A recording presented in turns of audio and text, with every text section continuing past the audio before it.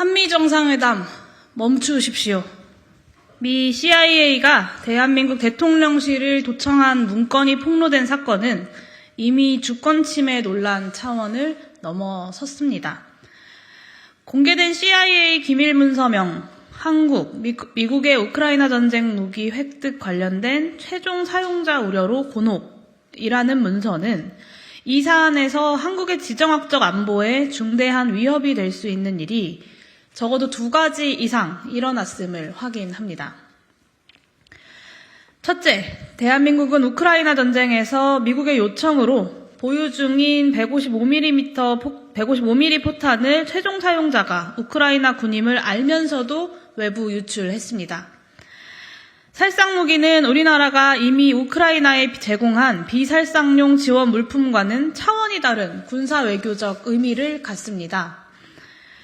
바로 그것 때문에 윤석열 정부도 우크라이나에 살상무기를 제공하지 않는다는 대외적 입장을 취해왔던 것입니다. 하지만 윤석열 정부가 미국의 압력에 의해 기존의 입장을 바꾼 것이 폭로되었습니다.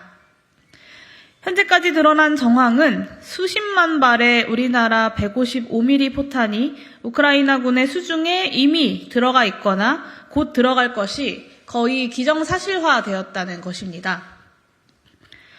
이는 전쟁 당사국인 러시아가 대한민국을 준적국으로 간주할 만한 사안입니다. 러시아가 3월 28일 동해에서 초음속 대한미사일 발사 훈련을 수행한 것이 이 사안에 대한 군사적 경고로 보는 해석이 설득력을 얻는 이유입니다. 전시 상황에서 살상무기를 지원하지 않는 것은 윤석열 정부의 공개 정책을 넘어 국내법의 방향과 원칙이기도 합니다. 방위사업법에는 정부가 전쟁, 테러 같은 긴급한 국제정세 변화가 있는 경우에 방산물자 수출을 제한하거나 조정할 수 있다고 명시되어 있습니다. 군용 전략물자 수출 통제 훈령에는 분쟁 국가 중 일방에 대한 수출로 인한 외교적 마찰 가능성, 특정 국가로부터 수출 자제 요청이 있는 경우 등 수출을 통제해야 할 기준을 구체적으로 언급하고 있습니다.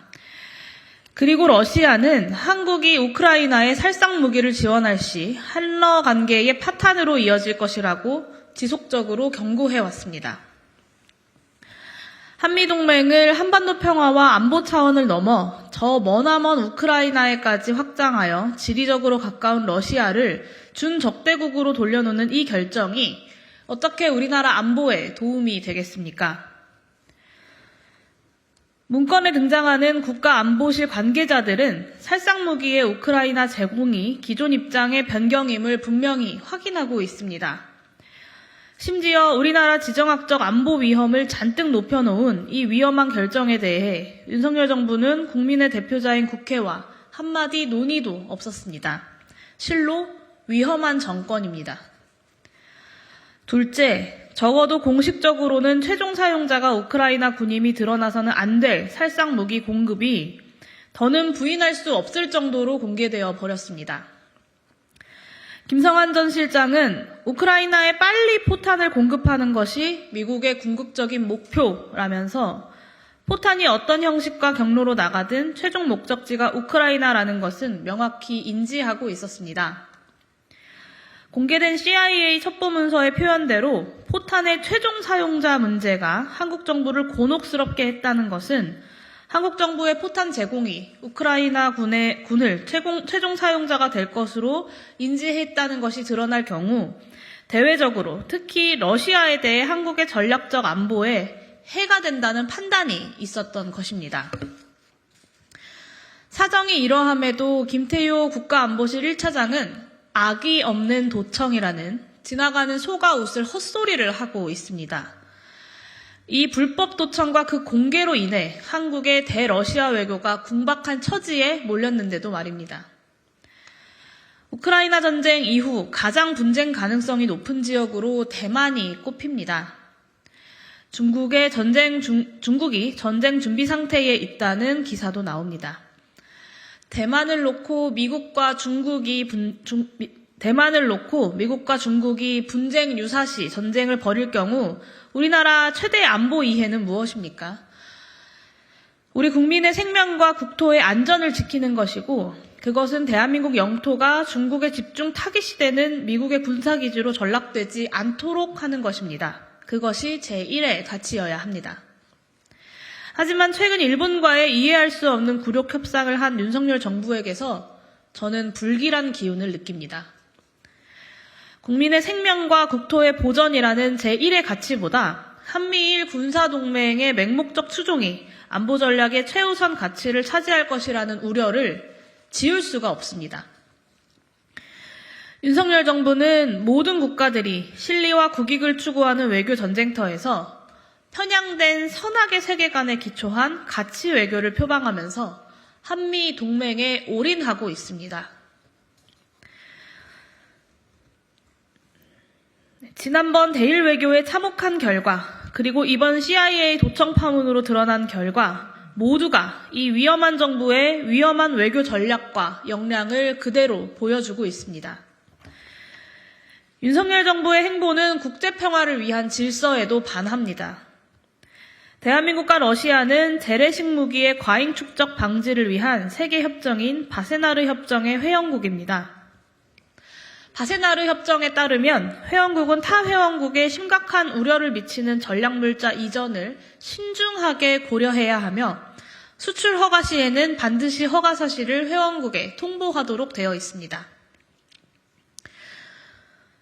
또한 유엔 무기 거래 조약에 따르면 당사국은 전쟁 범죄의 수행에 사용될 것임을 허가 시 인지하고 있다면 그 어떤 무기 이전도 허가해서는 안 됩니다.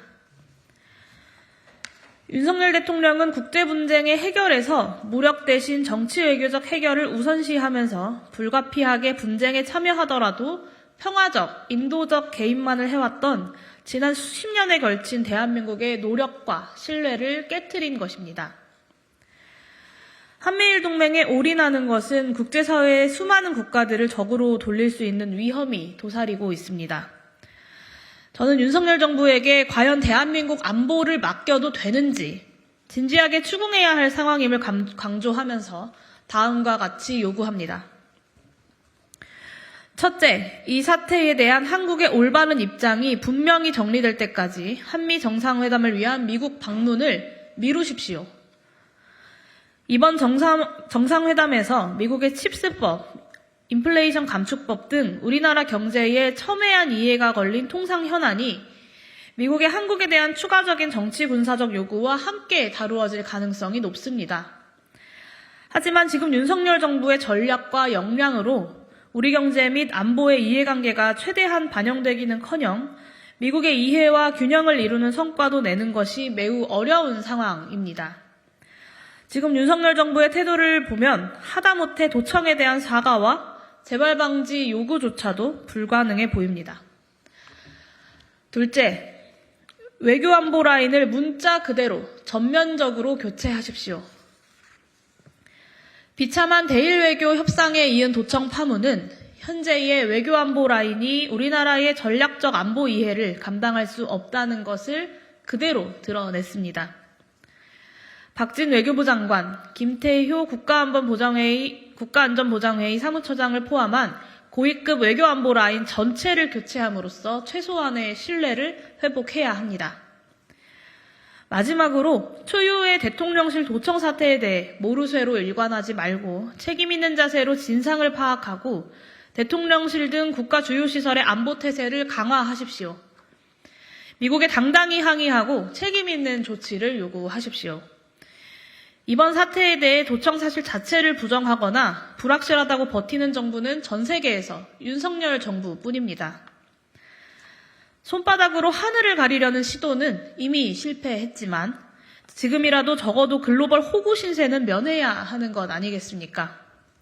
국가에 대한 국민들의 불신과 한탄이 정녕 들리지 않으십니까?